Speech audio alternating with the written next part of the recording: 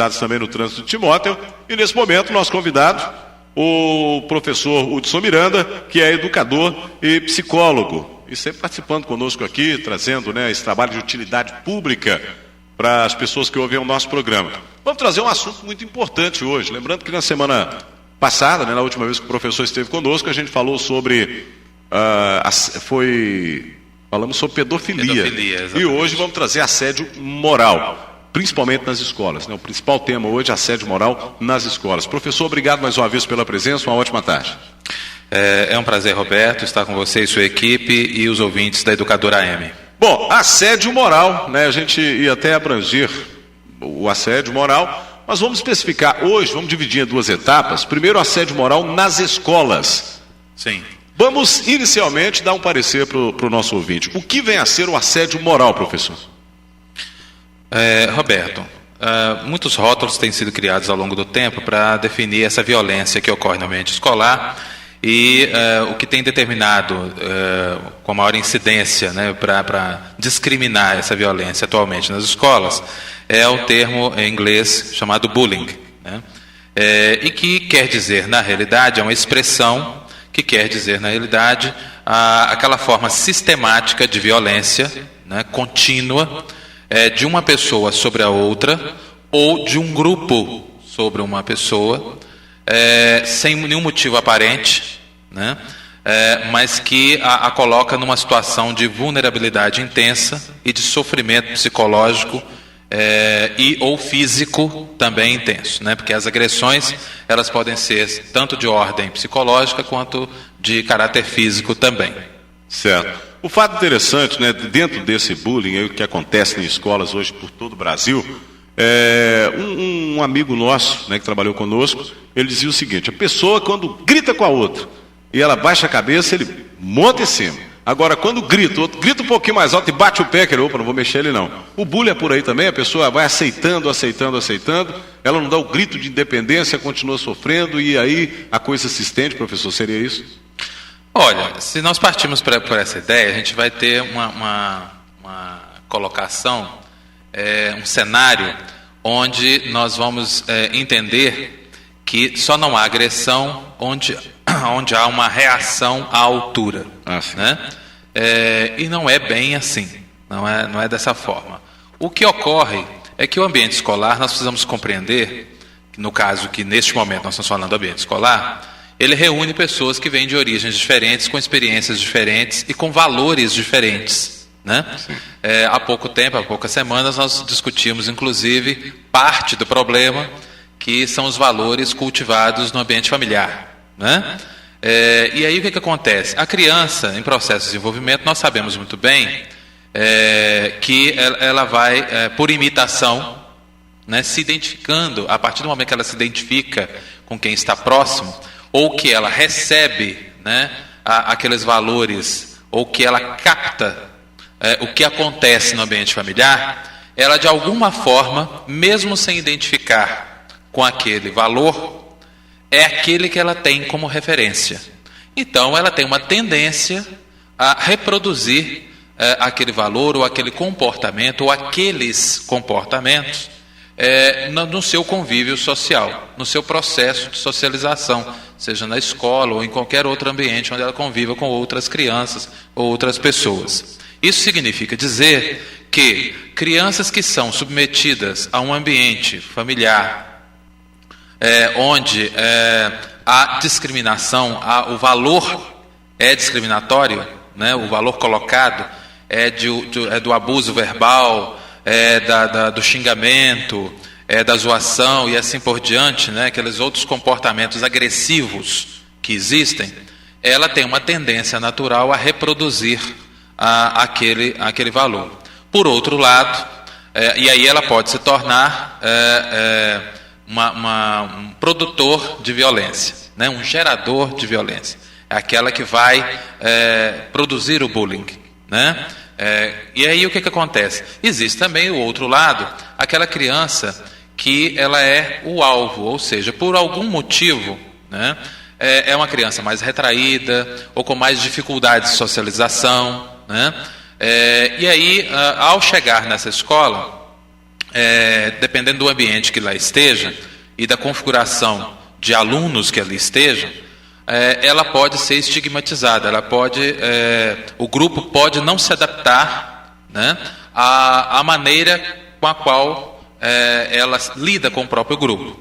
Resultado disso, o grupo então, ou o grupo, pode fazer com que aquela criança se torne alvo. E aí vem aquelas situações, aqueles comportamentos que nós precisamos ter em mente, o que pode significar sistematicamente o bullying, né?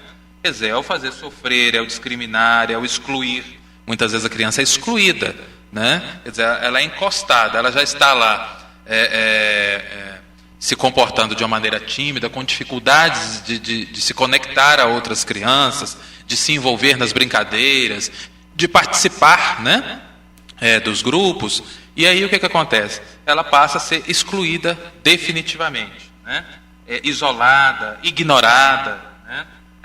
E aí pode ser intimidada também, né? Que aí o bullying também tem características de intimidação e humilhação. Acaba desencadeando uma série de fatores. É uma série de fatores, uma série de procedimentos sistemáticos, né? E nós temos que estar muito atentos a isso, porque evidentemente que começa com um sinal, começa com o primeiro. E tem como evitar esse tipo de problema de alguma forma? A maneira de evitar o problema é um conjunto de medidas. A primeira, uma dessas medidas, é uma aliança com a família, né? Porque se eu estou recebendo num ambiente crianças que estão em processo de desenvolvimento, crianças que estão em processo de captação de valores, e que são provenientes de famílias distintas, que eu não sei que valores são cultivados nessas famílias, o que eu tenho que fazer? Enquanto escola, o que é mais adequado? Me aproximar dessas famílias e estabelecer uma relação e um conjunto de atividades educativas com essas famílias, de maneira que eu consiga compreender que valores fazem parte do repertório educativo dessas famílias. E a partir daí, trabalhar essas diferenças, porque na realidade o bullying tem uma das suas vertentes, uma das suas origens, na intolerância, nas dificuldades de lidar com o diferente, com o que eu não suporto, né, com o que eu não gostei. E outra vertente, evidentemente, outras possibilidades, outras raízes, origens do bullying, é justamente a minha própria exclusão. Então, se eu sou aquele aluno que não tem prestígio, que tem dificuldades de ser reconhecido, de ser inserido no processo, eu uso a arma da violência. Eu me revolto, né, contra aquele grupo e passo, juntamente com outros que são excluídos, ou sozinho, atacar aquele grupo, verbal ou fisicamente. Né? E aí pode criar uma guerra de gangue dentro da escola. Sem dúvida, mas é o que ocorre muitas vezes. Tendência natural. É o que ocorre. Ou que a pessoa também, eu não sei, acompanhando dentro disso que o professor está falando, acompanhando o que acontece muito nos países europeus e até na América, o cara vai segurando, com um pouco, ele aparece com a arma lá na escola e sai metralhando todo mundo. Ele perde a noção do que ele está fazendo. Sim, é o que acontece, já aconteceu várias vezes nos Estados Unidos, né? Existem alguns casos europeus também, e estamos sujeitos a isso. A partir do momento que a criança ou jovem, né, tem acesso a esse cenário e tem acesso a armas, evidentemente que ele pode lançar mão dessas armas também, né?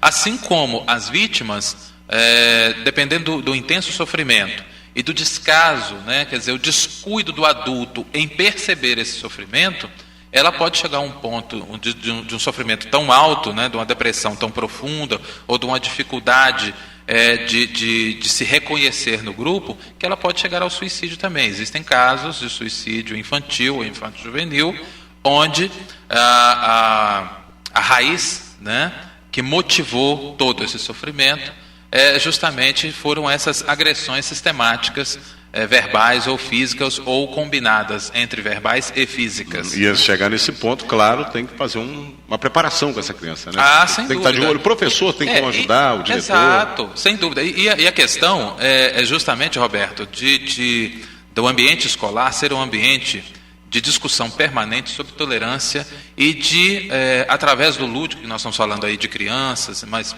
é claro que isso é extensivo a todas as faixas etárias, nós precisamos trabalhar intensivamente no ambiente escolar seja com professores, seja com pais, né? Porque não basta você reunir com pais só para falar se o filho vai muito bem ou se ele vai muito mal, né?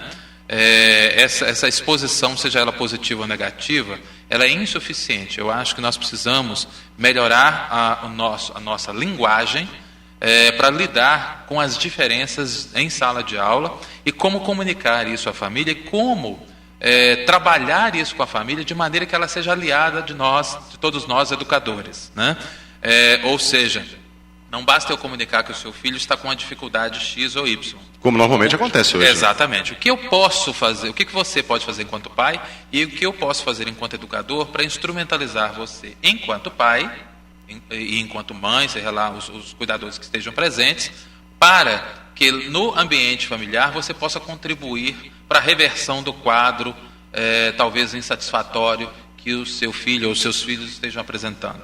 Esse é o grande desafio. Não é fácil, mas é preciso criar essa nova cultura dentro da escola em todos os níveis. Lembrando que o nível da criança, que pode ser trabalhado, obviamente deve ser trabalhado na parte do lúdico, né?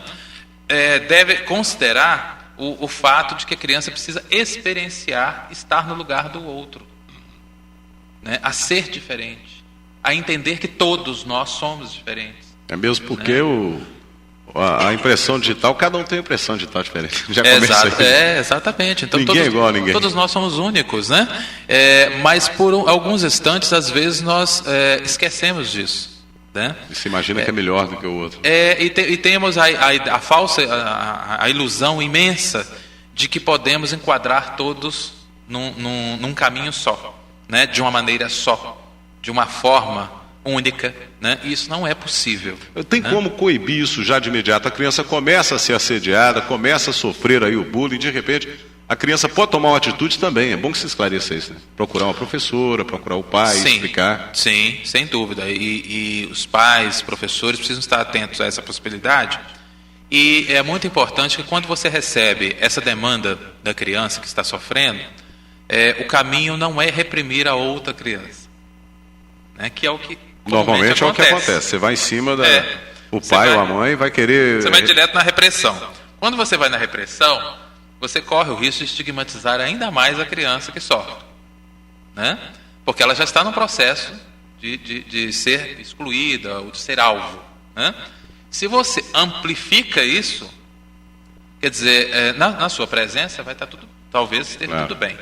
Mas e na sua ausência? A criança então, pode sofrer represália também por isso. Né? Exatamente. Então, aliás, muitas testemunhas, né, que a maioria das crianças acabam sendo testemunhas do que acontece com as outras, né? Elas acabam não falando sobre o assunto, embora isso possa representar um incômodo para elas, porque elas têm medo de se tornar alvo após revelar o seu incômodo. Tá certo. Eu vou a Belo Horizonte, o professor continua comigo aqui, professor, educador e psicólogo Hudson Miranda. A gente está falando hoje sobre assédio moral nas escolas. E eu quero até depois do intervalo, a gente vai voltar com o professor, as dicas principais para evitar esse assédio moral e o bullying, principalmente, por parte de algumas crianças que às vezes estão sendo agredidas nas escolas e não têm coragem, por ser tímidas demais ou por estar excluídas, como o professor bem colocou, que elas acabam se excluindo, de contar para a mãe ou para o pai ou de denunciar o que está acontecendo com ela. Então, gostaria que depois o professor desse algumas dicas para os pais, excepcionalmente também para algumas crianças, né? Que o pai possa passar essas dicas para as crianças. Vamos abrir. A tarde é nossa, tá todo mundo ligado. Roberto Nogueira. Agora 4 horas e 35 minutos, 4h35 aqui, 4h34 para ser exato. A gente continua com o professor Hudson Miranda, professor, educador e psicólogo. Né? Uma bagagem muito grande sobre os assuntos que a gente está trazendo aqui no programa. E a gente espera estar sendo bem claro aí com os nossos amigos ouvintes, né? O professor que está participando sempre conosco aqui. Já estamos até agendando a outra data para o outro assunto. Mas, por enquanto, assédio moral nas escolas. E a gente falava, professor, antes do intervalo, do bullying. Né? As crianças são agredidas, às vezes até silenciosamente vão sendo agredidas, vão ficando ali arredias, caladinhas no cantinho. Mas existe alguma dica em especial para se evitar todo esse problema? Olha, Roberto, é bom os pais ficarem atentos a o que quais são os sinais de bullying, né? E eu trouxe uma relação entre eles. quebrar pertences, roubar, né? Ferir, empurrar, chutar, tudo isso sistematicamente, obviamente, né? Bater, agredir, intimidar, perseguir, ignorar, excluir, isolar, discriminar, fazer sofrer, né? E por aí vai, humilhar, né? Ofender, zoar, né? E isso, existem várias formas disso acontecer. Antes se fazia isso pichando, também existem formas, né, de humilhação com pichações. Hoje tem o cyberbullying, né, que se faz isso via internet, através do Orkut, através de perfis falsos, páginas falsas que são humilhantes, degradantes, né? E essa tendência, e aí a questão do cyberbullying merece inclusive um comentário especial, uma vez que nós estamos aí experimentando uma liberdade enorme na internet, um espaço sem regras claras, né, que agora começa a se perceber que é preciso manter a liberdade, é preciso manter a democracia na internet, mas é preciso de algumas regras de convivência serem reproduzidas, né, urgentemente, né, para o bem de todos aqueles que frequentam a internet, né? Mas o cyberbullying já faz parte também, já existem casos em todo o mundo a respeito disso. O cuidado que nós precisamos ter é saber exatamente o que os nossos filhos estão fazendo na internet, né? Com quem eles estão se relacionando, como é que está a autoestima deles, que valores nós estamos sendo capazes de passar para eles. Esse afeto, né, esse repertório de afeto, essa autoestima da criança, ela reflete nas suas relações.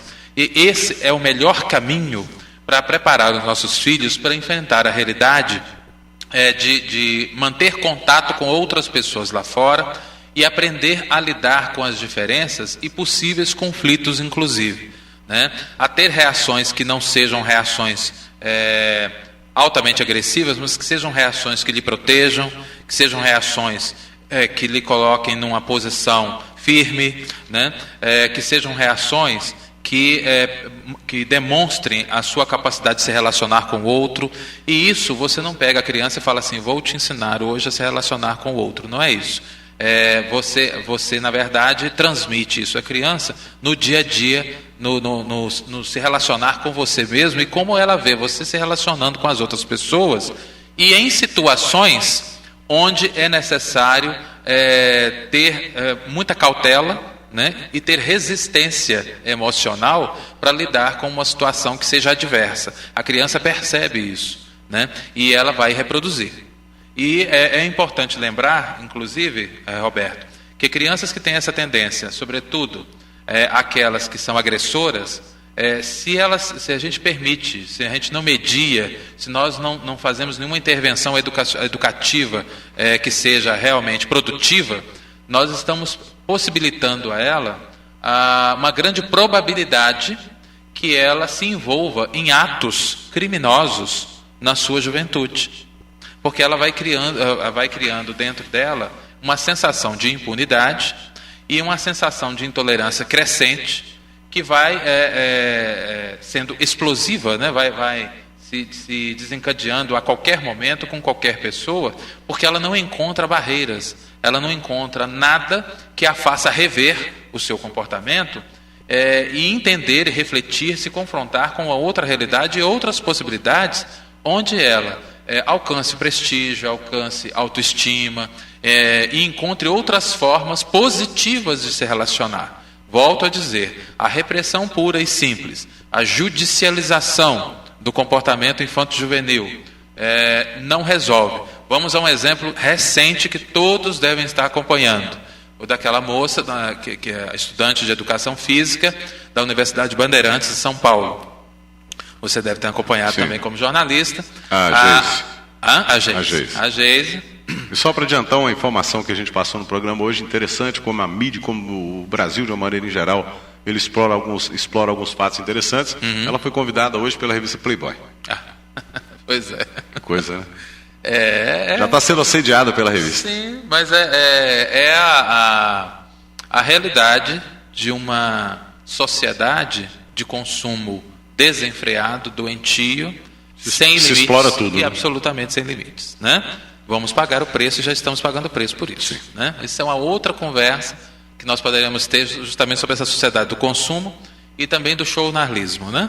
Que é aquele jornalismo que não é jornalismo. Né? Ele apenas tem a pretensão de ser, mas ele acaba tirando a luz realmente do fato e lançando luz sobre uma outra questão que favorece essas questões aí que você acabou de tocar. Essa garota, ela foi assediada moralmente, na opinião do professor? Sim, sem dúvida nenhuma. Né? O que acontece é o seguinte, uma situação como essa, infelizmente, a Universidade de Bandeirantes perdeu uma preciosa oportunidade de trabalhar, né, os seus próprios limites, a sua educação em relação a comportamento, a adequação, né, de vestuário em relação ao ambiente, não só em relação ao se vestir, né, mas ao se posicionar, à comunicação, ao uso do celular, a todos os procedimentos hoje que fazem parte do nosso dia a dia, do nosso cotidiano, né, e que muitas vezes nós não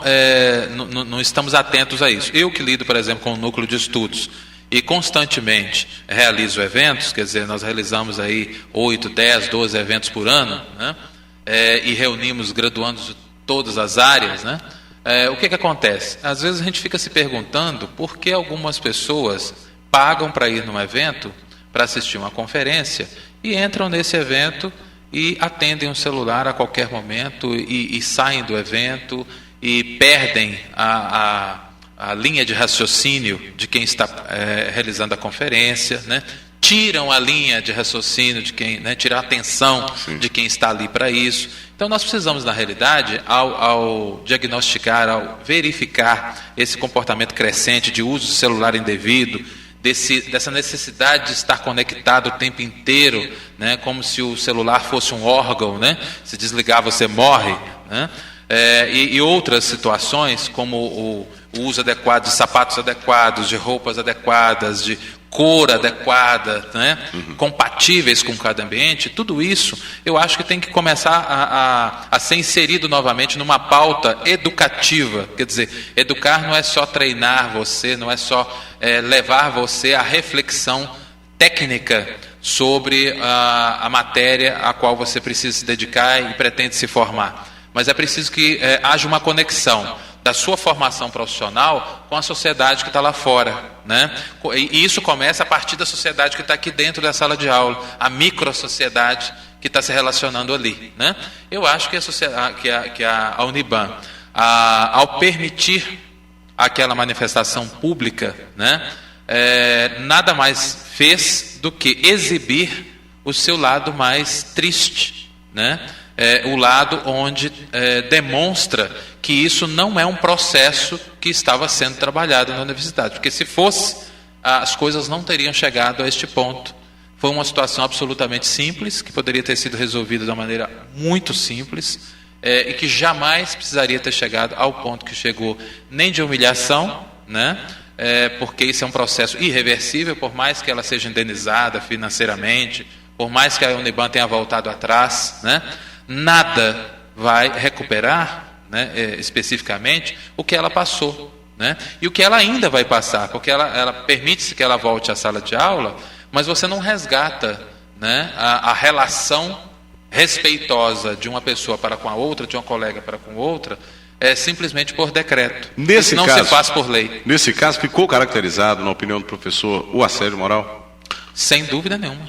Sem dúvida nenhuma. É um assédio moral, sim. Né? Professor, um assédio moral e triste. Eu tenho mais 3 minutos ali, e uma pergunta da internet eu achei interessante, né? A senhora diz o seguinte: minha neta vem sofrendo assédio moral na escola. Essa é a pergunta dela. Aí ela explica: minha neta foi espancada por um colega dentro da sala de aula sem que o professor dissesse nada. Só depois dela estar caída e ter levado vários chutes foi que o tal professor disse: agora que já deram o show, vão os dois para a direção. Aí vem de contra aquilo que o senhor falou, né? Vamos resolver desse jeito. E na sala da direção, o mesmo descaso e atendente chegou a fazer piada com a situação, quando a neta dessa senhora contou que era sempre apelidada e sempre apanhava. Ou seja, caracterizado também o bullying. E a neta disse que era muito humilhada, até perder a paciência como ela perdeu. E a pergunta é a seguinte: posso processar a escola? Essa é a pergunta da avó em relação ao que a neta sofreu e nenhuma providência foi tomada.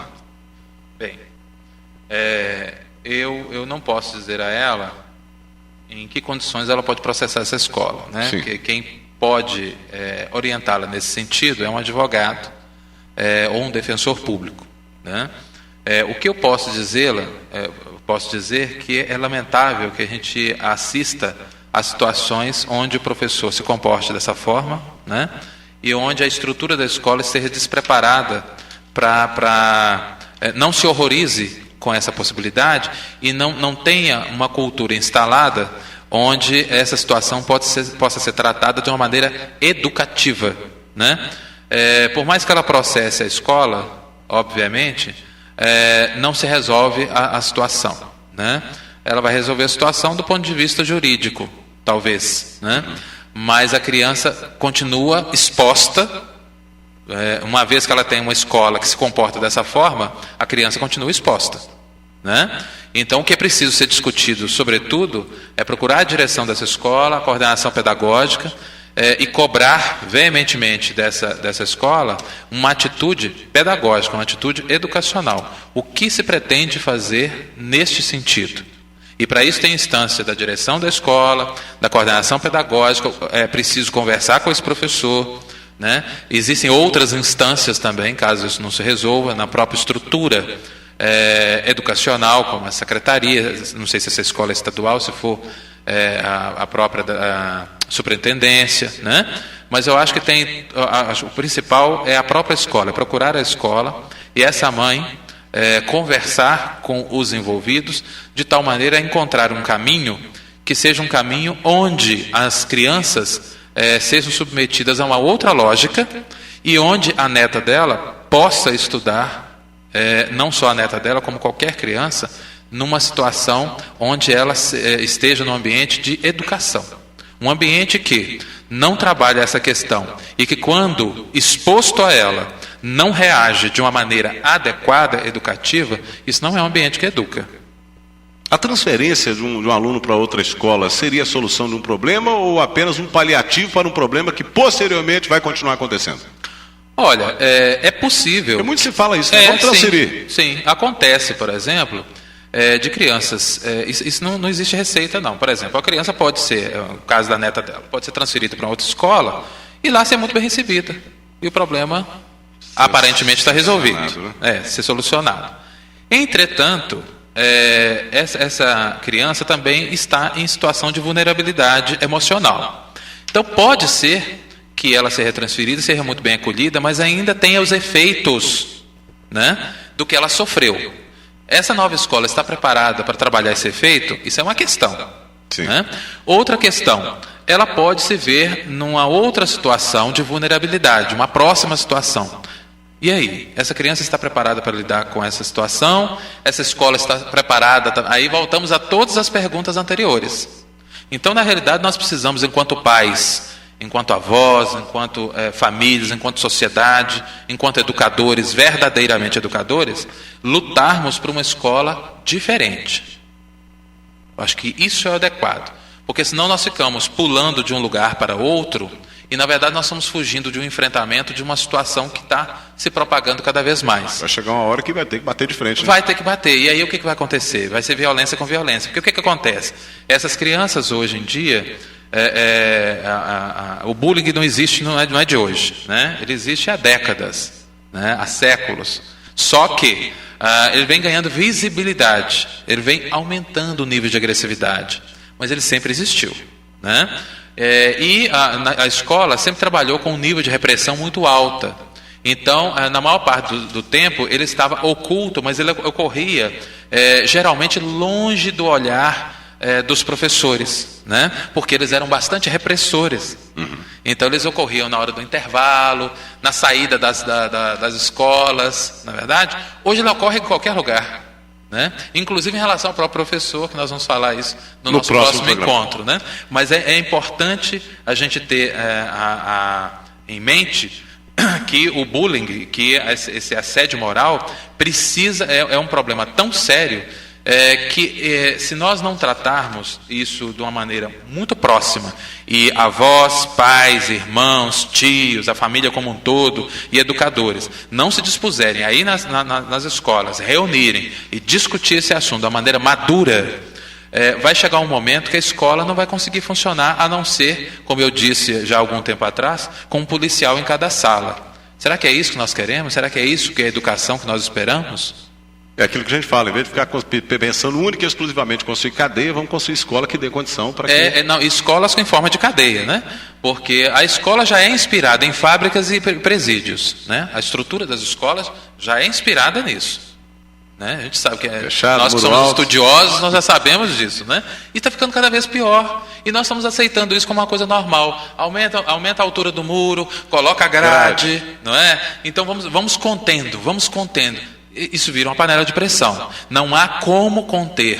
É preciso, na realidade, enfrentar a situação e reverter pela reflexão. É possível fazer isso. Agora é preciso se dedicar a isso. E nós estamos abrindo mão disso, achando que, levando os tribunais para as escolas, entupindo o judiciário de processos, levando a cultura da denúncia somente, levando policiais, né, para dentro da sala de aula, daqui uns dias vão ter que sair escoltados. Né? Professores vão ter que sair escoltados, vão ter que dar aula escoltados. Quer dizer, e aí o que a gente vai fazer? Isso é uma loucura social. Professor, então nós precisamos repensar isso. Queremos agradecer a presença mais uma vez aqui no nosso programa, dia 18 de novembro, quarta-feira que vem, a gente continua o assunto. Sim. E na próxima quarta nós vamos abordar o tema. Vai ser o assédio moral no trabalho. No trabalho. Mas aqueles ouvintes que quiserem enviar algum tipo de pergunta, né, Roberto? Pode Ainda sobre o tema de hoje, não tem problema, a gente responde, não tem problema nenhum nessa questão. Mesmo porque o assunto é o mesmo, né? Só que agora nós vamos transferir um pouco mais para o trabalho. A ênfase da semana que vem será o assédio no trabalho. Na próxima quarta-feira, professor, educador, psicólogo, o professor Hudson Miranda vai estar conosco aqui na Educadora e a gente fala sobre assédio moral no trabalho. E você que está me ouvindo aí deve estar sofrendo esse assédio aí, está caladinho com medo de perder o emprego. Mesmo porque ele é muito sofisticado, dificílimo de ser identificado. Mas nós vamos tentar esclarecer ao máximo Sem aqui no nosso programa. Professor, obrigado mais uma vez, grande abraço e até a próxima quarta. Eu que agradeço, Roberto, um grande abraço a todos que estão nos ouvindo e até a próxima quarta. Conversei aqui com o professor, educador, psicólogo, professor Hudson Miranda, carinhosamente, chamando de professor, né, desde o início, professor Hudson Miranda.